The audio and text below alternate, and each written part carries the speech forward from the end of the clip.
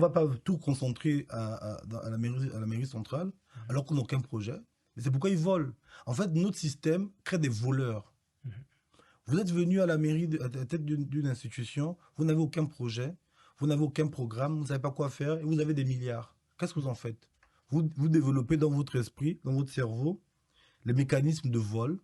Vous allez dire, bon, on va faire masse salariale, 20 milliards, masse salariale, c'est fini. On fait une inspection, on va demander c'est quoi? On va dire non, c'est le salaire. Salaire de qui? Paul, on ne sait pas qui est Paul. Jacques, on ne sait pas qui est Jacques. Pauline, on ne sait pas Pauline. Mais Pauline, Jacques et Paul, en fait, sont dans la poche de la personne qui est en fait en responsabilité. Il faut donner, je le pense jusqu'à présent, un cadre, un espace au président des personnes nouvelles qui aient une aspiration saine pour diriger le pays. Et je ne peux pas le faire avec des gens qui ont tué ce pays.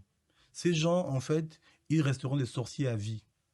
Le premier élément qui justifie de leur sorcellerie, c'est leur engagement auprès de l'Église.